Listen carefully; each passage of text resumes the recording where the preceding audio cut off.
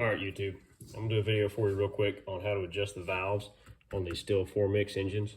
This is a 4180 power head. This is an FS90 from a weed eater. You can do all this with it still attached to the unit. This is just an extra motor, and it's easy to see how it's done separated, so that's why we're doing it like this. But it doesn't have to be taken off to do any of this. So when you buy a basic tune-up kit, you'll get the usual stuff: spark plug, fuel filter, air filter. That's all pretty self-explanatory. Occasionally, still recommends about every 100 hours, although I found it sometimes is less than that. You'll need to do some valve adjustments on it, and that's what we're going to cover in this video real quick. It's pretty simple. You just kind of have to know how to do it properly so that you get it right. When you buy the valve kit from STIHL, you're going to get a valve cover gasket, and then you're going to get the feeler gauge to actually adjust the valves. Now, this is the way that they're designed. You need this little cutout tip on the end of the valve feeler to actually get under there to set it correctly. So that's why they sell this. Now, if you don't have one of these, you didn't buy one, or you just bought a pack of gaskets without the tool, you can make one by taking a regular feeler gauge and just cutting it down to a point. You can do that. But if you're going to go to doing this yourself, go ahead and buy this. You can throw it in the box later and use it every other time in the future. They're kind of flimsy, but they actually work really well. They're actually pretty handy. I got a ton of them in the drawer, and that's usually what I use when I do this, just because I can pick it out and make it work. So the first thing you want to do, take your cover off. There's 3 screws, hold that on, T27s, one on the back, 2 your side anchor screws. Pull your spark plug boot off. Pull your plug out. And this is the part that's going to get not tricky, but has to be done correctly. Makes all the difference. So we're going to pull our valve cover off. And I've had these off already. This is an extra engine, so they're pretty loose. Normally they're not that loose. You'll have to put some elbow grease into it to get it loose. And typically you'll have to tap the valve cover with your tool to get it to break loose. Save the washer that comes off the top of that screw. You'll need that.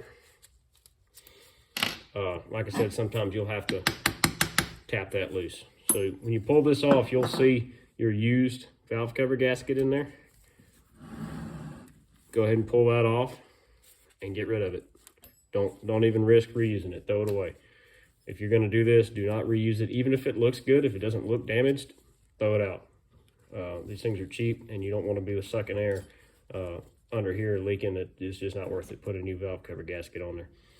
So, because this is a 4-stroke engine, in order to adjust these valves correctly, we have to get them set to where neither valve is being actuated, which means that the piston has to be at top dead center on the compression stroke.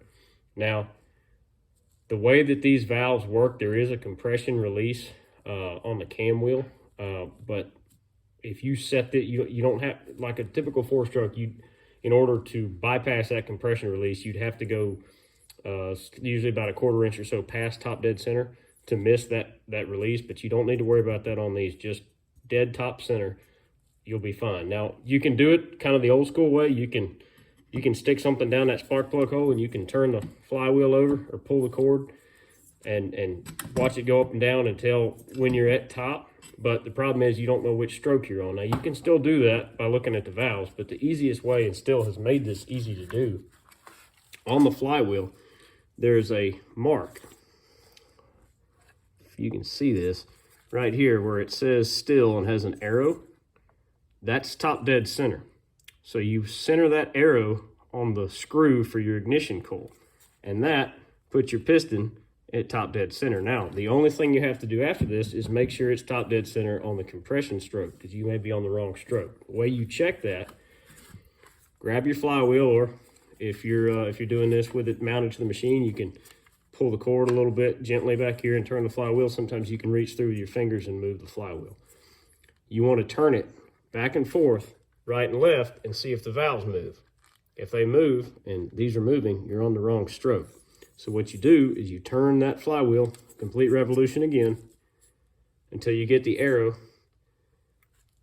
back on that screw, and then you check it again. Now, you turn it back and forth, your valves shouldn't move, and they're not, which means that you're on the correct stroke. Now, you're set up to set the clearance. If you don't set it up that way to begin with, the clearance that you set will not be correct, and if it's going to run at all, it will run poorly.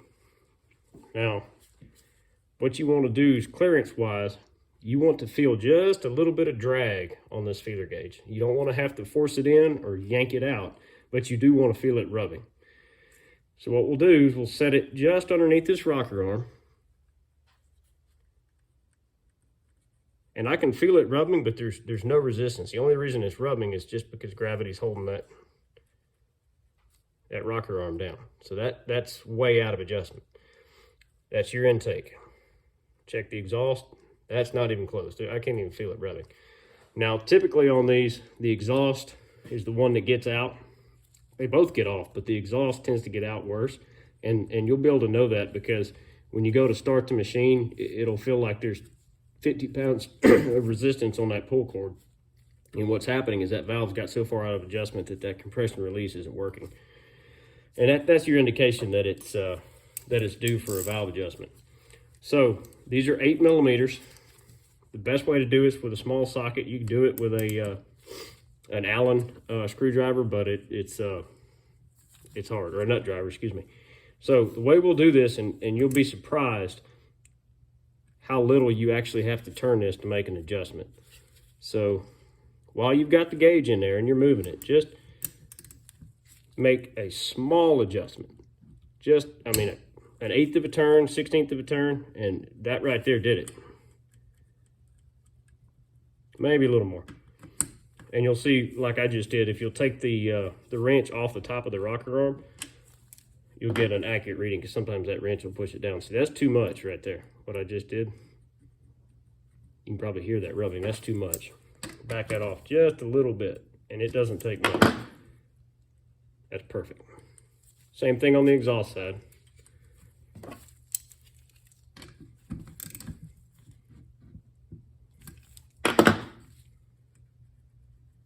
That's about right. Maybe a touch more. I'm comfortable making the exhaust just a little bit tighter than it should be. Not that tight. For that compression release, and I know it's going to move more for whatever reason, and so I'm comfortable making it just a little bit tighter. But that's perfect right there. Now, as far as setting it, you're done there.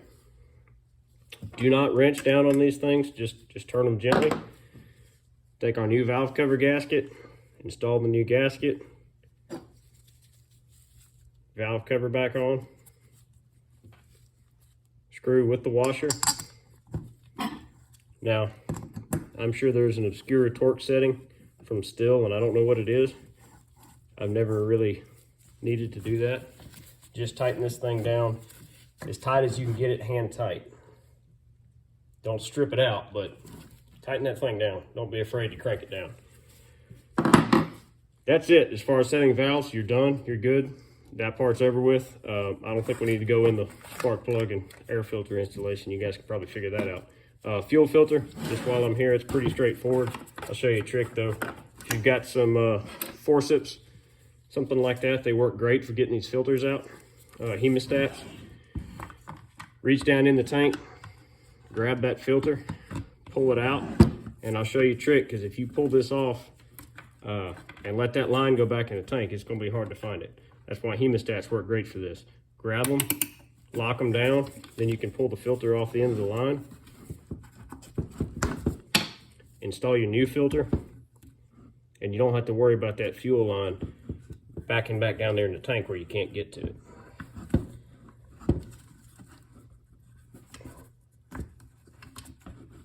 Sometimes you'll find that, like I did, you put those forceps too high up on the line and you can't get the filter down in there. But once it's on there and you're in, let your forceps go, drop it back in the tank. Now here's another trick on the fuel filter. And this goes for any two-stroke. I say two-stroke, this is a four-stroke, but any handheld piece of equipment. Make sure that fuel filter is sitting in the lowest part of the fuel tank. All right. Now, with trimmers, it's less important. If you have a hedge trimmer or a chainsaw or something like that, you definitely want to watch where you place that fuel filter down in the fuel tank, because if you're using a piece of equipment on its side or upside down or something like that, your fuel's going to run to the lowest part of the tank, depending on the angle that you're using it. So if you're running a hedge trimmer like this, and your fuel filter's up here in the tank, well, it's going to starve its fuel and it's going to cut off even though it's not out of fuel. So try to be aware of where you put that filter in the tank, and based on what piece of equipment you're working on and how it's going to be used, kind of think about where in the tank you want that filter to sit. And it'll move around a little bit, but just be aware of that, because it'll starve it sometimes if it's in the wrong part of the tank. But anyway, that's all there is to it. It's pretty straightforward, and that'll make a huge difference in how the machine runs. Whenever you replace a carburetor or something like that, if you're in it that far anyway, go ahead and do the valves, check them. I found that on these 4180 power heads, they need the valve adjustment a lot more often than STIHL says that they do.